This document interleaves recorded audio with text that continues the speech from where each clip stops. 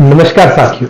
आप सब जानते हैं कि वीडियो के माध्यम से हम विभिन्न कानूनों और कानूनी पहलुओं के बारे में आपके साथ चर्चा करते हैं, उनकी जानकारी साझा करते हैं ताकि वो जानकारी कहीं ना कहीं आपके काम आए जीवन में और उस जानकारी के माध्यम से आपका कोई भला हो। आज की इस वीडियो में हम एक बड़े महत्वपूर्ण विषय के बारे में कानूनी जानकारी आपके साथ साझा करेंगे।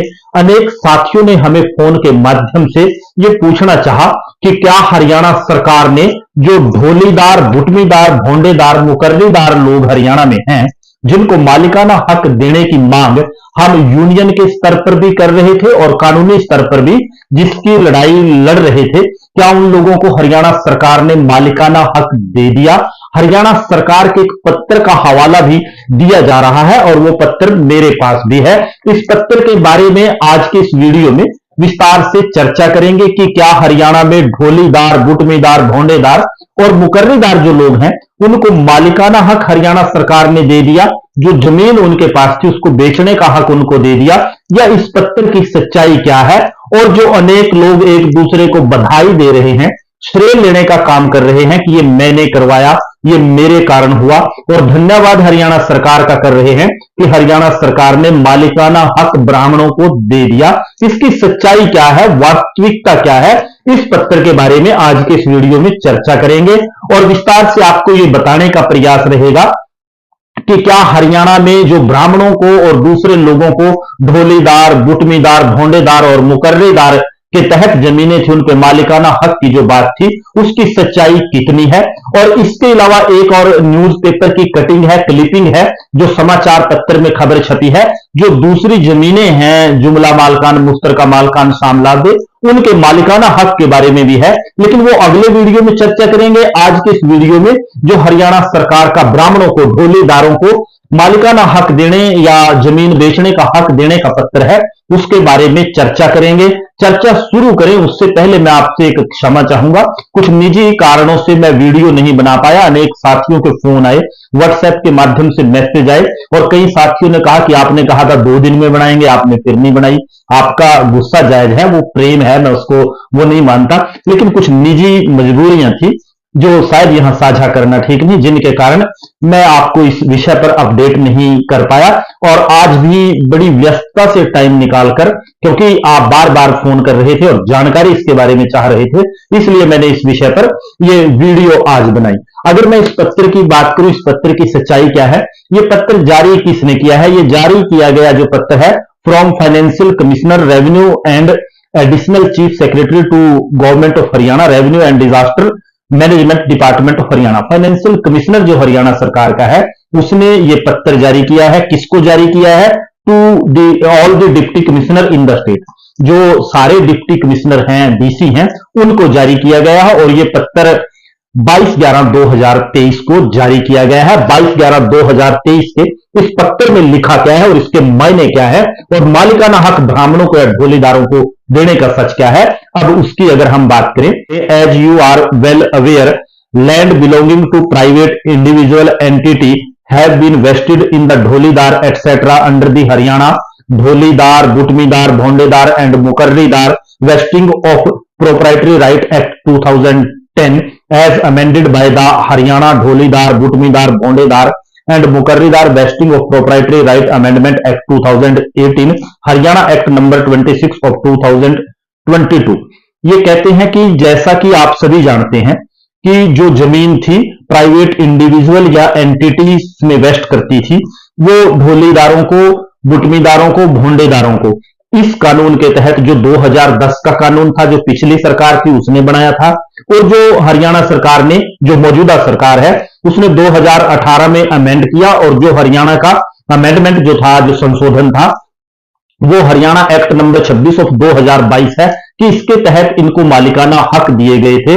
After decision of the competent court of the collector regarding vesting of land in the dholidar etcetera, notations thereof have been sanctioned in favor of the private individual entity and incorporated in the jamabandi if due in accordance with law।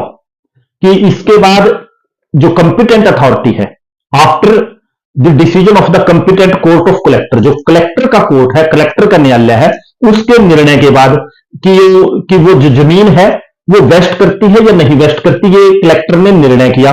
उसके बाद उनके नाम private individual या entity जो है उनके नाम, इसकी म्यूटेशन भी सैंक्शन हो गई, if due in accordance with law. और अगर ये सब प्रक्रिया कानूनी दायरे में हुई है, कानून के तहत हुई है, as a consequences of the same these dholidar etcetera have become actual landowner of the land in their occupation possession।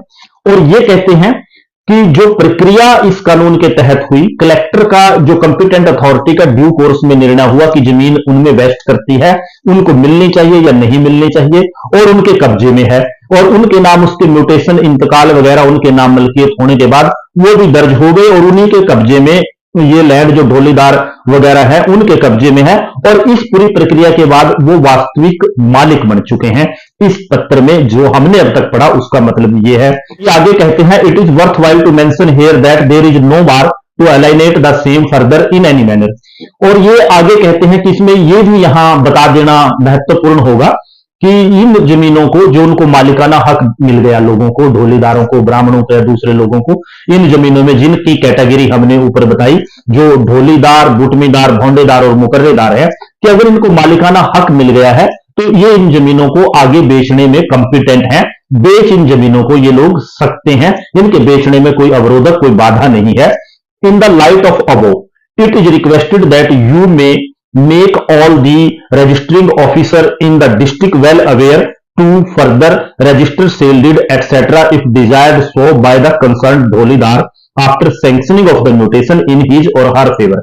ये कहता है डीसी को in the light of the above, कि ऊपर जो हमने बताया उसके मद्देनजर, उसके तहत it is requested that you may make all registered officer of the district well aware, कि आप सभी जो डिस्ट्रिक्ट में आपके रजिस्ट्रार हैं, तहसीलदार जो रजिस्ट्रियां करते हैं, उनको इससे अवगत कराएंगे कि अगर कोई सेल डीड म्यूटेशन वगैरह हो रखी है, कोई सेल डीड रजिस्टर्ड कराना चाहता है तो उसको रजिस्टर्ड किया जाए। जो ढोलीदार है जिसको मालिकाना हक मिल गया, और उसको मालिकाना हक मिल गया और रेवेन्यू रिकॉर्ड में इंतकाल उसके नाम हो गया, और वो उसको फर्दर आगे बेचना चाहता है तो वो उसके बेचने में कोई बाधा नहीं, वो बेचने में कंपिटेंट है, उसके नाम इंतकाल है, सारी प्रक्रिया in accordance with the provisions of the registration act 908, कि जो रजिस्ट्रेशन एक्ट है जिसके तहत रजिस्ट्रियां होती हैं उसके तहत वो फर्दर रजिस्ट्री सेल करने को अपनी जमीन के कंपिटेंट हैं, वो कर सकते हैं, उसमें कोई बाधा नहीं है।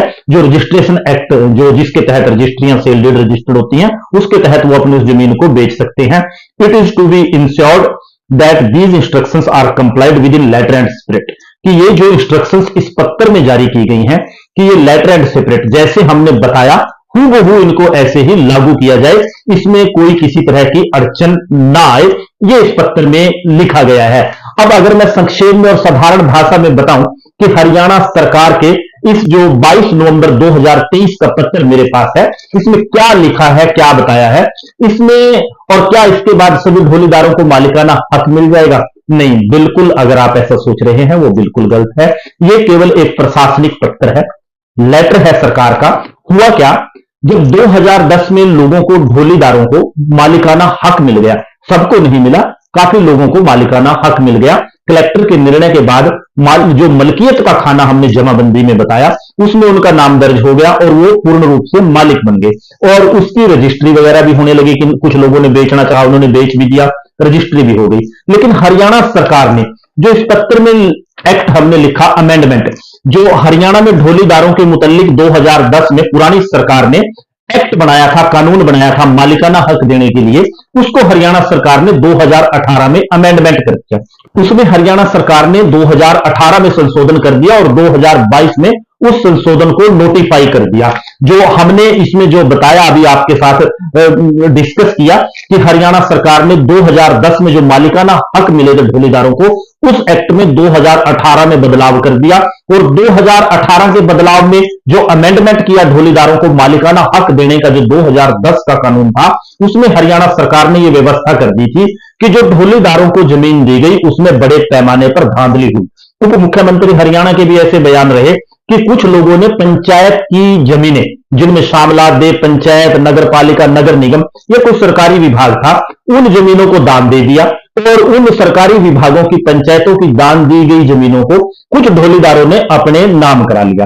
और सरकार का तर्क यह था कि कोई भी व्यक्ति या पंच, सरपंच, लंबरदार पंचायत की जमीन को दान नहीं दे सकता, वो अपनी निजी जमीन को दान दे सकता है। और हरियाणा सरकार के इस अमेंडमेंट के बाद हरियाणा में यह व्यवस्था हो गई थी कि जो जमीनें निजी व्यक्तियों की थी, जिनके मलकियत के खाने में रामलाल, श्यामलाल, सीता, गीता, कोई भी व्यक्ति था, जो उनकी निजी जमीनें थी, वो अगर ढोलीदारों को मिली थी, उसमें वो पूर्ण रूप से मालिक थे। लेकिन अगर उनके मलकियत के खाने में शामला, दे था, पंचायत था, नगर निगम था, नगर पालिका था, हरियाणा सरकार ने कानून में संशोधन करके वो वापस ले ली थी कि ये जमीनें ढोलीदारों को मिलेगी नहीं।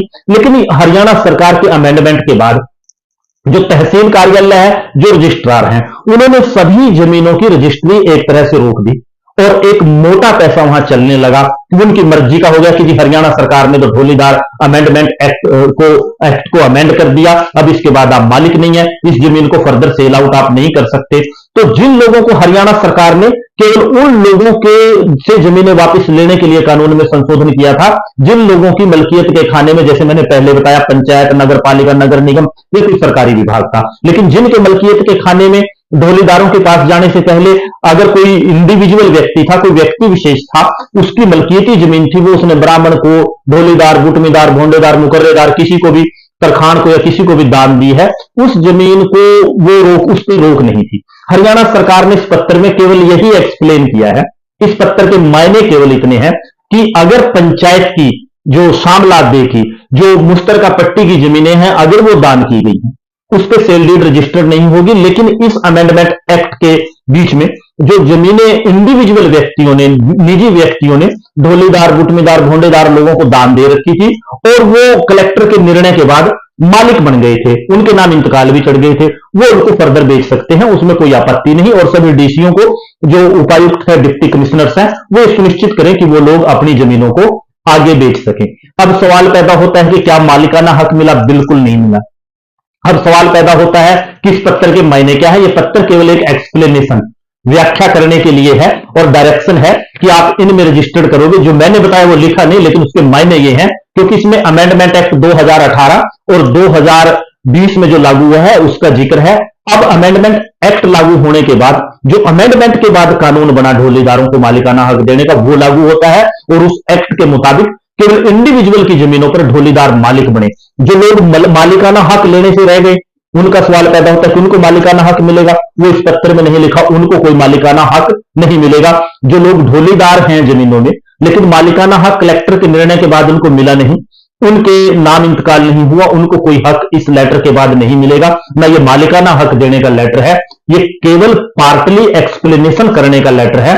एक बार मैं संक्षेप में आपके साथ साझा करूं, हरियाणा सरकार का यह मानना है कि ढोलीदारों को जो जमीनें 2010 के कानून के बाद भी दी गई, वो जमीनों की लूट हुई। उसमें पंचायतों की जमीनें, जिनमें मलकियत में पंचायत थी, नगर पालिका थी, नगर निगम थी, वो ढोलीदार लोगों को दे दी, जिससे प्रदेश का नुकसान हुआ। वो जमीनें वापस लेने के लिए हरियाणा सरकार ने पंचायत की, नगर पालिका की, नगर निगम की, जिनको सरकार मानती है, हम नहीं मानते, वो लेने के लिए कानून में संशोधन किया था। लेकिन उसके बाद जो निजी व्यक्तियों की जमीनों में लोग ढोलीदार, गुटमीदार, भोंडेदार, मुकर्रेदार बैठे थे, उनकी भी रजिस्ट्री बंद कर दी थी। अब ये उनकी रजिस्ट्री जारी करने का पत्र है। इससे कोई मालिकाना हक नहीं मिलता, कोई खुश होने की जरूरत नहीं, कोई इसमें बधाई देने की जरूरत नहीं, कोई श्रेय लेने की जरूरत नहीं। ये मामला भी ज्यों का त्यों पेंडिंग है। इसके लिए और संघर्ष करने की जरूरत है, आपको जागने की जरूरत है, एकजुट होने की जरूरत है और सरकार से सवाल जवाब इन विषयों पर करने की जरूरत है। क्योंकि ये हमारा भी मानना है कि सरकारी या पंचायती विभाग की जमीन दान नहीं की जा सकती, लेकिन जब जमीनें दान की गई उस समय वो न पंचायत की थी, न नगर पालिका की थी, न नगर निगम की थी।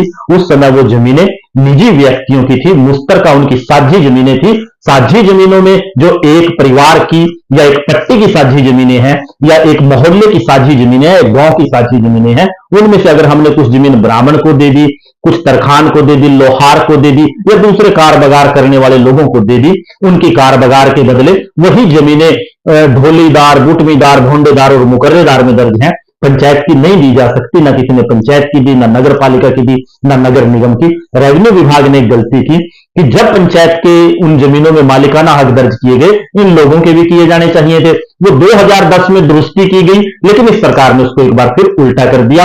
आज की तारीख में जहां तक ढोलीदारों को और ब्राह्मणों को मालिकाना हक देने का सवाल है और ये पत्र है, इसके 0 मायने हैं, कोई मायने नहीं। किसी को कोई हक नहीं मिलेगा, जिनका छीन गया छीना है, और जिनको आगे मिलना था उनको नहीं मिलेगा इस पत्र के बाद। ये आप साफ स्पष्ट समझ लें। अभी संघर्ष की जरूरत है। सरकार अगर कोई ऐसा पत्र जारी करती है उसका स्वागत है, स्वागत करना बनता है, लेकिन इस कानून में संशोधन के बिना वो नहीं हो सकता।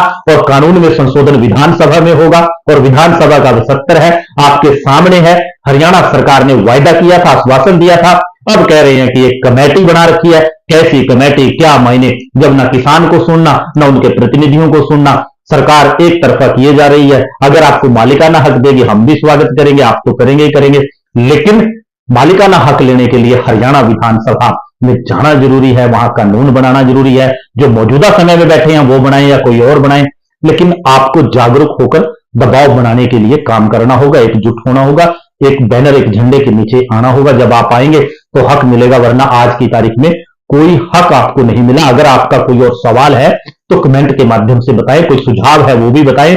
और जो हमने बताया कि एक पत्र के प्रशासनिक आदेशों से पंचायत की जमीन पर मालिकाना हक नहीं बदला जा सकता या मालिकाना हक पंचायत को नहीं दिया जा सकता, उस पत्र की अगर मैं बात करूं, उस पत्र के बारे में जो चर्चा है वो अगले वीडियो में करेंगे। आज के लिए इतना ही। धन्यवाद। जय हिंद, जय किसान, जय भारत सर।